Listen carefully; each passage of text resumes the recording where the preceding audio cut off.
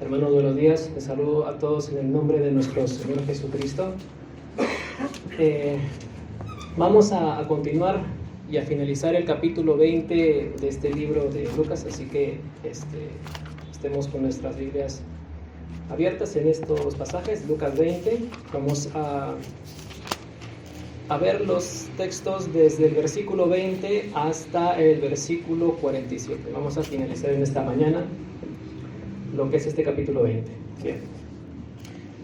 El título para esta prédica es el siguiente: la autoridad y la sabiduría divina de Jesús es desafiada.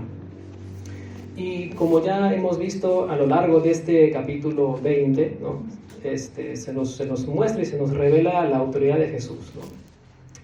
Y a la vez cómo es que también el Señor Jesús fue constantemente desafiado por aquellos que sentían amenazados sus intereses personales, particulares, grupales, ¿no? Como en el caso de los líderes religiosos, ¿no? Estas personas se sentían pues amenazados por el mensaje y por la predicación del Señor Jesús. Entonces nos encontramos en el templo donde Jesús pues está predicando, está enseñando, y aún sabiendo que ya le quedaban muy pocos días para que Él pueda ir a la cruz y culminar pues la obra de la redención allí. Él no cesó de seguir predicando y de seguir enseñando su palabra, ¿no? Entonces, vemos cómo es que el Señor de principio a fin siempre quiso cumplir la voluntad del Padre, ¿no? Y predicar el Evangelio a todo hombre caído, ¿no? Que está en pecado, porque todos realmente venimos de esa condición. Entonces los líderes religiosos pues se acercan al Señor Jesús, estos fariseos, también vamos a ver a los saduceos, vamos a ver también a los escribas y a los ancianos, que se acercan a Jesús, se acercan al Señor, pero no vienen con corazones humildes o con un corazón de querer aprender más de Jesús, sino que realmente vienen con una astucia y vienen a tenderles una trampa al Señor. Y estos pues no eran pues simplemente curiosos, ¿no? No eran neófitos en cuanto al conocimiento de la palabra de Dios. No eran neófitos, pero eran representantes de un sistema religioso corrupto que se había corrompido con el paso de los años, con el paso del tiempo. Pero el objetivo de esta gente era muy claro, ¿no? En primer lugar, desacreditar al Señor Jesús, desacreditarlo, y en última instancia poder eliminarlo, quitársele de medio de ellos, porque se oponía a sus propios intereses. Y este era el objetivo de esta gente.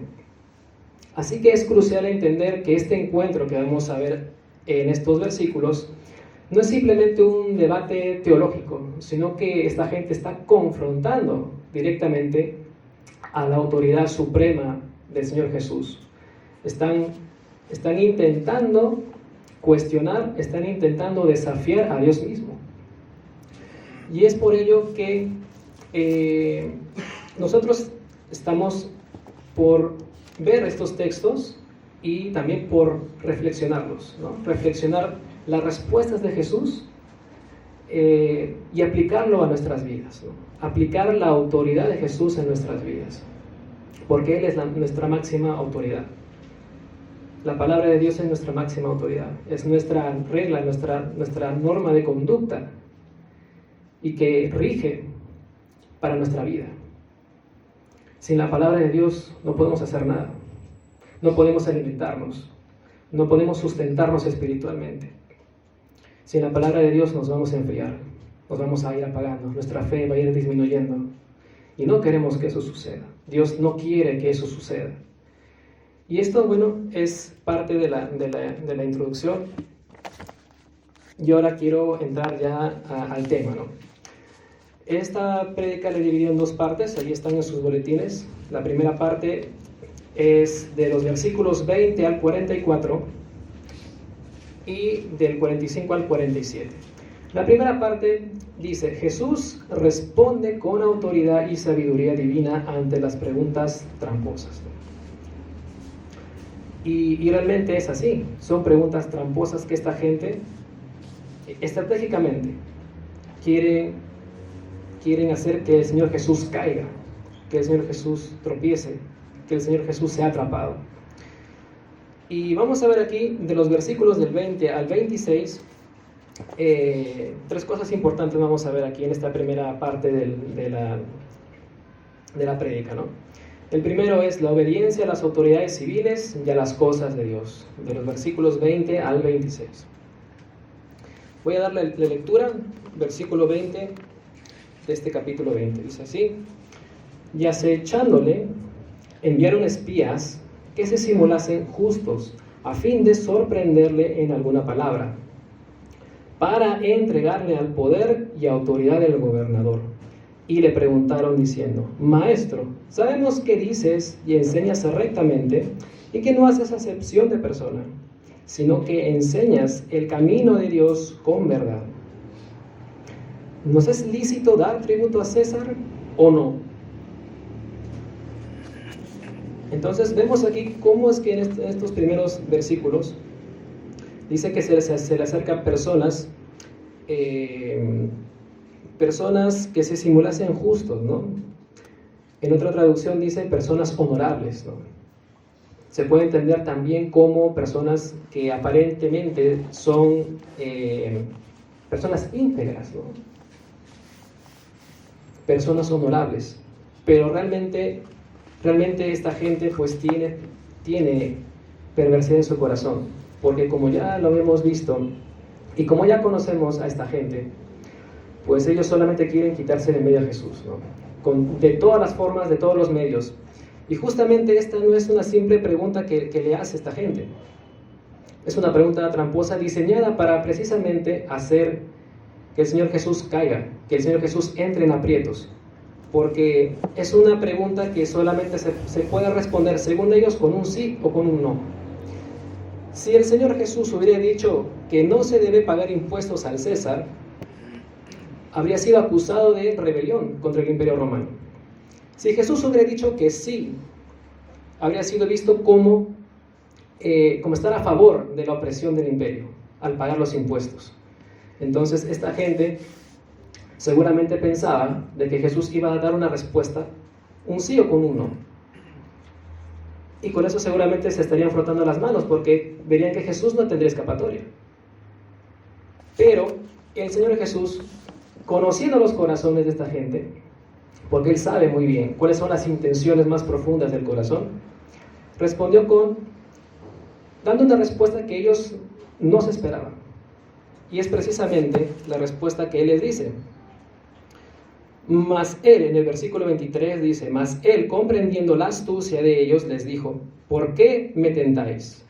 ¿Por qué me tentáis? Y Él continúa diciendo: mostradme la moneda. ¿De quién tiene la imagen y la inscripción? Y respondiendo dijeron: de César. Entonces les dijo: pues dad a César lo que es de César, y a Dios lo que es de Dios. Y no pudieron sorprenderle en palabra alguna delante del pueblo, sino que maravillados de su respuesta callaron. Entonces el Señor Jesús no solamente esquiva la trampa que esta gente le está tendiendo, sino que nos trae a nosotros una profunda reflexión. ¿Cuál es esa reflexión? En primer lugar, pues, dad a César lo que es de César.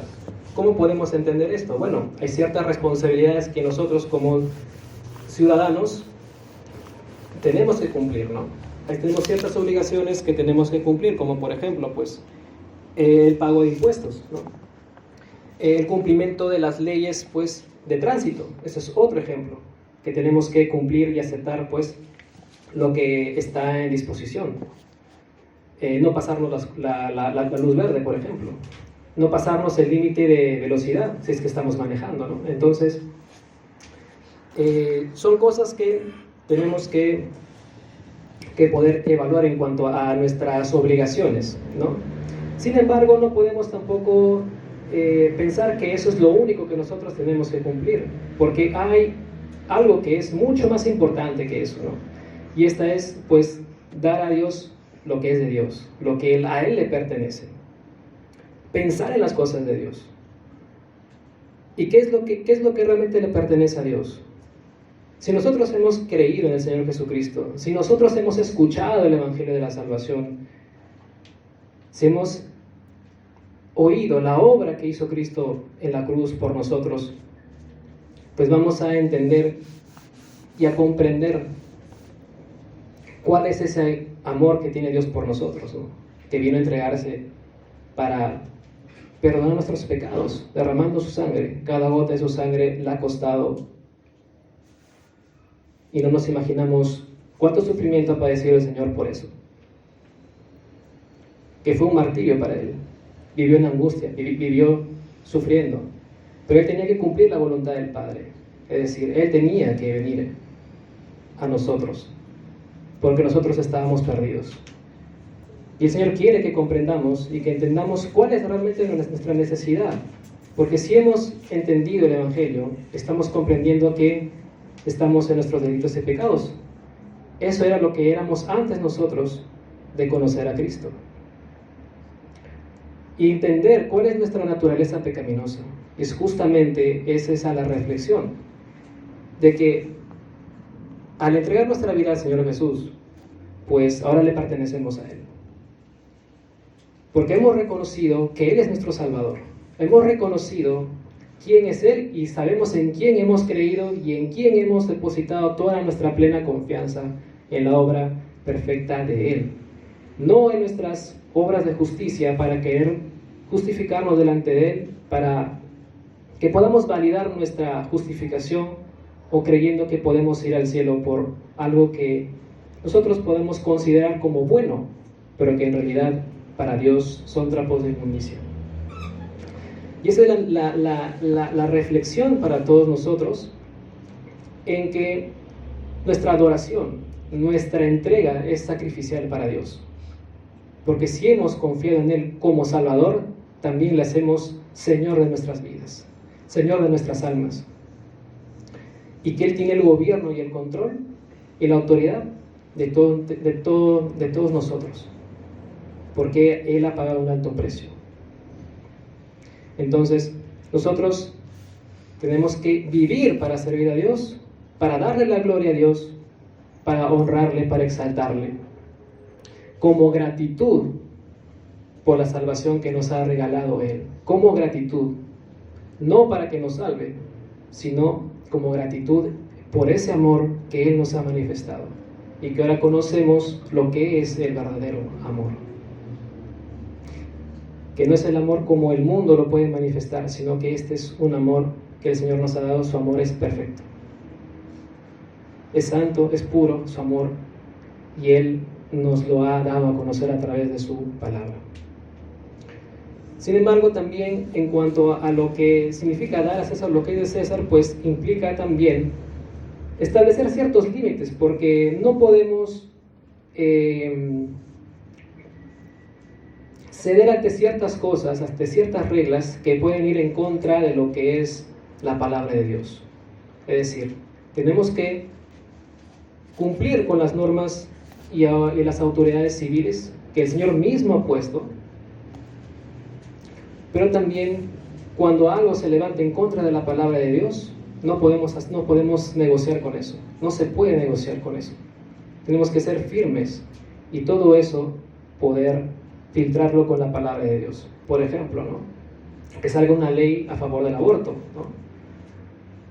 Y que se nos obliga a pensar de que eso es algo bueno, pero en realidad eso no tiene nada que ver con lo que Dios nos manda a poder entender, porque no podemos quitarle la vida a un ser humano. Entonces, si bien es cierto, es un tema polémico para ciertas personas, ¿no? Y del mundo pues también genera polémica, pero nosotros como cristianos sabemos quién es el dador de vida y quién es el que sostiene la vida. Él es el soberano sobre todas las cosas y Él es el soberano sobre toda autoridad humana que Él mismo ha puesto. ¿Qué otro ejemplo podemos poner con esto, no? Por ejemplo, el matrimonio del mismo género. Esto obviamente va en contra de lo que Dios también nos dice en su palabra, ¿no? Porque Dios los creó, varón y hembra los creó. Entonces, no podemos negociar bajo ninguna circunstancia, bajo ningún tipo de persuasión que nos puedan hacer, que la sociedad, que el mundo que no conoce a Cristo quiera imponernos, no podemos hacerlo, no podemos ceder ante estas cosas. Y tenemos que obviamente estar alertas y estar atentos a poder defender la justicia y la verdad de Dios, que es lo que está en su palabra. Entonces son estos ejemplos que el Señor Jesús, pues, y contextualizando esto a nuestros tiempos, lo que el Señor pues nos muestra, ¿no?, en cuanto a estas respuestas que Él está dando a esta gente. Por lo tanto, nosotros tenemos que ser también sal y luz en el mundo para poder predicar el Evangelio, influenciar a este mundo que está cada vez más desordenado, que está cada vez más entenebrecido, que está cada vez más endurecido, porque solamente piensan en poder hacer su vida como mejor le parezca, sin ver los riesgos, sin ver las consecuencias de que lo malo que hacen tiene sus consecuencias, porque la paga del pecado es la muerte. Y el Señor es justo, Él juzga con justo juicio. Por lo tanto, tenemos que poder ser esa sal y esa luz en el mundo, tal cual el Señor nos lo ha enseñado. Entonces, Él nos enseña con autoridad que tenemos que darle a César lo que es de César y a Dios lo que es de Dios. Y esto es parte de poder entender y poder estar subordinados a la autoridad del Señor Jesús, porque Él es el dueño de nuestras vidas, ¿no? En segundo lugar, también quiero mencionar de los versículos 27 al 40, vamos a seguir entrando en estos pasajes, donde el Señor Jesús va a hablar acerca del matrimonio y la resurrección de los muertos, que es justamente este tema por los cuales ya los fariseos pues ya han quedado derrotados con la respuesta de Jesús. Pero ahora se van a acercar a otro grupo, el grupo de los saduceos, ¿no? En el versículo 27 dice aquí: llegando entonces algunos de los saduceos, los cuales niegan haber resurrección, le preguntaron diciendo: Maestro, Moisés nos escribió, si el hermano de alguno muriera teniendo mujer y no dejare hijos, que su hermano se case con ella y levante descendencia a su hermano.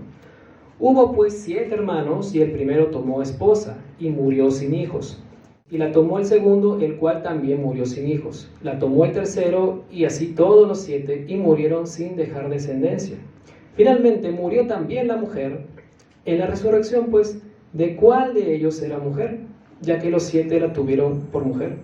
Vemos aquí cómo es que esta gente, estos saduceos, que no creían ellos en la resurrección, ellos no creían en la resurrección y van a plantear este hipotético y rebuscado caso que en realidad vendría a ser un absurdo. Pero quieren tender esta trampa al Señor Jesús, ¿no? Entonces, vemos cómo es que ellos han armado esta estrategia bien planificada para uno, mostrar sus argumentos en contra de lo que la palabra de Dios dice acerca de la resurrección. Entonces, ellos hacen esta pregunta, ¿no? Pero el Señor Jesús les va a responder con la autoridad que solamente Él posee, que es la autoridad divina, ¿no? Ahora, si bien es cierto, esta gente también seguramente, los saduceos, pues, no se llevaban bien con los fariseos. Y esta quizás haya sido una pregunta clave, importante, en los debates quizás teológicos que en esos momentos se hayan tenido entre fariseos y saduceos. Y es probable también de que los fariseos no hayan sabido qué responder ante esta pregunta, ¿no?, acerca de la resurrección. Pero ahora vamos a ver cuál es la respuesta que el Señor Jesús da con esa sabiduría divina que solamente Él posee. Vamos a ver en el versículo 34, dice: Entonces respondiendo Jesús les dijo: los hijos de este siglo se casan y se dan en casamiento, mas los que fueren tenidos por dignos de alcanzar aquel siglo y la resurrección de entre los muertos, ni se casan ni se dan en casamiento, porque no pueden ya más morir, pues son iguales a los ángeles, y son hijos de Dios al ser hijos de la resurrección.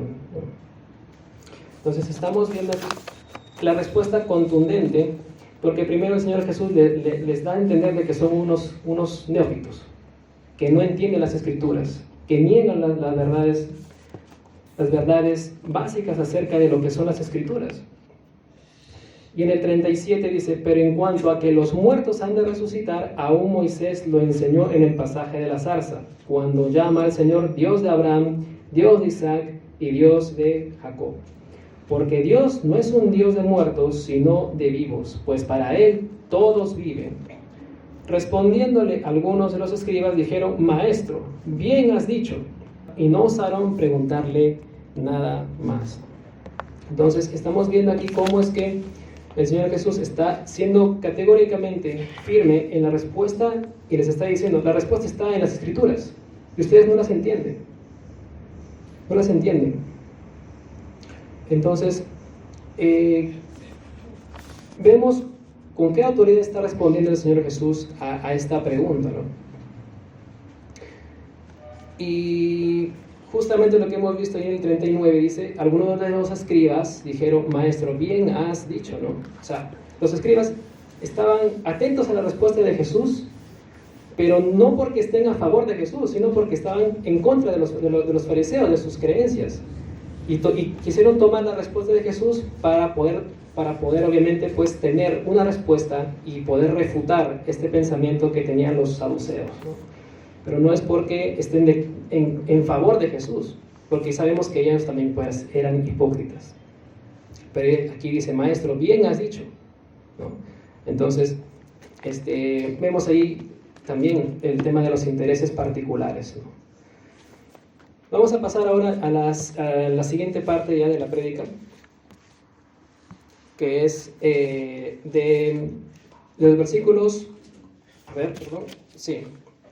versículo 41 al 44, ¿no? Que también tenemos que entender esto, ¿no? Del versículo 41 dice, entonces él les dijo, ¿cómo dicen que el Cristo es hijo de David? Pues él mismo David dice en el libro de los Salmos, dijo el Señor a mi Señor, siéntate a mi diestra, hasta que ponga a tus enemigos por estrado de tus pies. David pues le llama Señor. ¿Cómo entonces pues es su hijo? Aquí el Señor Jesús pasa ya de ser un interrogado a ser el interrogador, por decirlo de esa forma. Y esto lo va a hacer para reafirmar su suprema autoridad como el Mesías.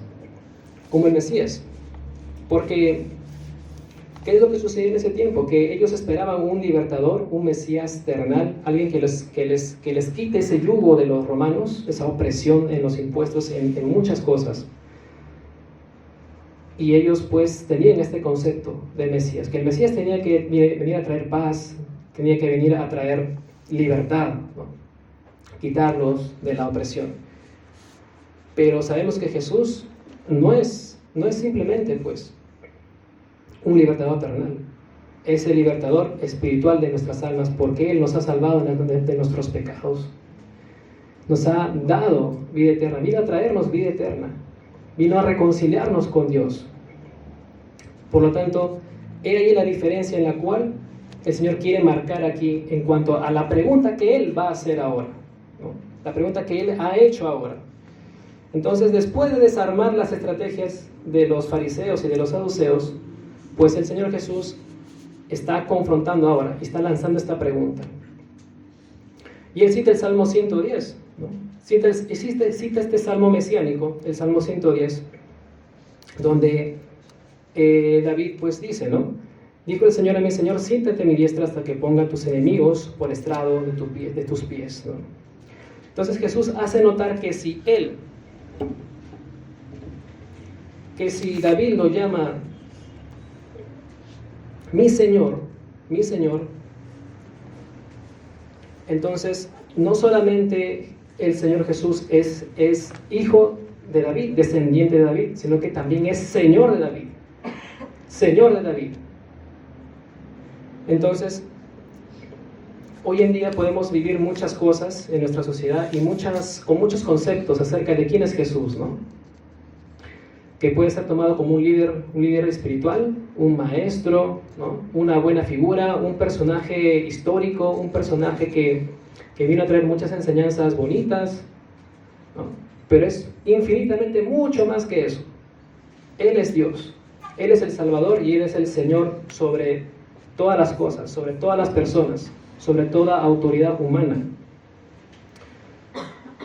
Entonces, es importante recalcar esto en la pregunta que hace el Señor Jesús. Por lo tanto, Jesús es descendiente de David, pero también es el Señor de David. Y esto es parte de lo que hemos visto ya en este primer punto. Y ahora vamos a pasar a la segunda parte de la prédica, de los versículos 45 al 47. La autoridad moral de Jesús confronta y advierte sobre la hipocresía religiosa, ¿no?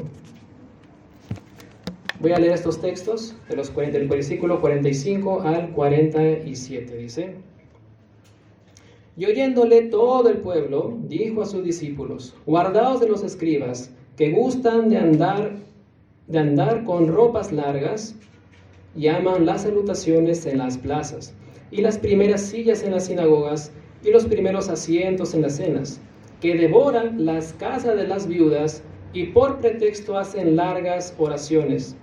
Estos recibirán mayor condenación. Dentro de lo que el Señor Jesús está ahora mostrando es su autoridad moral. La autoridad moral perfecta del Señor Jesús, que sabe muy bien cuáles son las intenciones de los corazones. Y también el Señor Jesús va a mencionar acá algunas características, ¿no? Como por ejemplo, ¿cuáles son las características de los hipócritas, ¿no? Y aquí vemos 3 características, ¿no? La primera es que les gusta pasearse con ropas ostentosas y les encantan que los saluden en las plazas. La segunda característica es que les gusta ocupar los primeros asientos en las sinagogas y los lugares de honor en los banquetes. También menciona que se apoderan de los bienes de las viudas y a la vez hacen largas plegarias para impresionar a los demás. Es decir, muestran una imagen, una fachada, pero por dentro están realmente podridos en sus delitos y pecados. Están realmente en la miseria espiritual, pero quieren dar y aparentar una imagen de ser personas honorables. Entonces esta gente pues tienen esta apariencia externa de piedad, ¿no? Aunque eran conocedores de la ley, conocedores de la palabra de Dios, pero sin embargo por fuera solamente mostraban una apariencia externa. Entonces Jesús no está cuestionando su conocimiento, sino su corazón. Va directamente al corazón de esta gente. Y aquí está advirtiendo a sus discípulos y a la gente que está rodeada de él. Pero también es un llamado hacia nosotros, que también nos advierta acerca de esa hipocresía religiosa. Entonces, esa religiosidad solamente es pura fachada, que esconde las verdaderas intenciones del corazón. Entonces, vemos cómo es que esta gente tiene realmente un descuido por las cosas de Dios. Tiene un descuido y son inmorales por dentro. Entonces, esta hipocresía no solamente es de esa época, sino también que trasciende toda generación, todo tiempo, toda época. Y es importante que el Señor pues nos ayude a entender, ¿no?, que debemos de vivir una vida íntegra al Señor, que no podemos fingir, porque al final de todo, lo fingido no va a durar para siempre. Lo fingido siempre va a salir a la luz y se van a mostrar las verdaderas intenciones, las intenciones del corazón. Y en esta época donde estamos envueltos en lo que son las redes sociales, en lo que es tener muchos seguidores, tener popularidad, tener fama, ser una persona que influye en la juventud, que influye en la gente, pues eso es una forma de distracción para no ver a Dios, no ver el Evangelio, para no ver la obra de Cristo. Es un medio distractor masivo y que solamente lleva a la destrucción. Hace perder de vista el verdadero propósito de nuestra vida, que es poder reconciliarnos con Dios, que es poder arrepentirnos de nuestros pecados, ir en arrepentimiento hacia Cristo. Y es precisamente esto donde ataca más a la juventud, porque la juventud se deja llevar mucho por personas influyentes, de cualquier tipo de contenido, sea el que sea. Es algo que es muy influenciable, muy persuasivo a la vista, muy persuasivo al corazón de los más jóvenes. Entonces, es muy fácil proyectar una imagen de ser alguien piadoso, pero que por dentro está apartado de Dios y alejado de Dios. Entonces, dentro de lo que es el ámbito religioso, pues también puede suceder estas cosas, ¿no? Y Dios realmente nos ayude realmente a que no caigamos en estas cosas, ¿no? Es el llamado de Dios para nosotros a que podamos reflexionar sobre lo que es vivir de forma íntegra. Si somos cristianos, si somos creyentes, si hemos creído en Dios, si hemos nacido de nuevo, por la obra y por la gracia de Dios y del Espíritu Santo, entonces vamos a anhelar cada vez más vivir de forma íntegra, guardando los mandamientos de Dios, sujetarnos a la autoridad de la palabra de Dios y a la autoridad de Cristo. Estar ligados, estar permaneciendo cada vez más en la palabra de Dios para que podamos realmente entender cuál es la voluntad de Dios para nuestras vidas y lo que implica obedecer y guardar la palabra de Dios, porque esa es la única guía para nuestras almas, como ya lo había mencionado antes, ¿no? Entonces vemos cómo es que realmente pues el Señor nos está mostrando a lo largo de estos textos y las respuestas en las cuales Él ha dado a los fariseos, ha dado a los saduceos, y que también está exhortando sobre lo que es la hipocresía religiosa. Entonces, esa es la enseñanza que el Señor Jesús nos está dando en esta mañana. Y cuán importante es para nosotros poder comprender en nuestros corazones, que no solamente se quede en nuestros pensamientos y que después lo dejemos pasar de lado. Porque si el Señor nos está hablando y nos está predicando por medio de su palabra, es para que realmente eso produzca frutos. Y tiene que producir frutos. Y debería de producir frutos. Pero de lo contrario, tenemos que autoexaminarnos y poder llegar a comprender si es que realmente estamos realmente alineados con la voluntad de Dios y con el deseo de Dios. Así que es cuán serio es para nosotros pues poder saber que el Señor Jesús no ha dado su vida en vano, sino que le ha costado todo lo que le ha costado. Y aunque no seamos perfectos, porque no lo somos, y nos vamos a equivocar todos los días de nuestra vida, pero ya no vamos a estar en esa situación de querer volver hacia atrás o de querer practicar el pecado, porque si hemos nacido de Dios, somos nuevas criaturas en Cristo, y por lo tanto vamos a tener el deseo de cada vez más apartarnos de nuestra maldad, apartarnos de todo aquello que hemos practicado antes y que hemos reconocido nuestras faltas delante de Dios y nos hemos puesto y hemos rendido cuentas con Dios.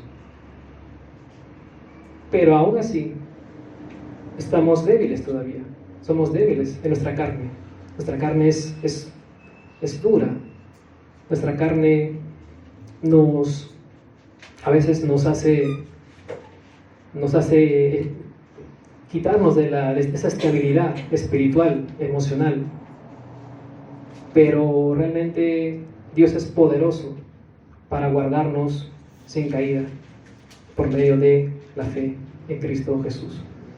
Entonces, hermanos, esta es la reflexión que quería darles en esta mañana.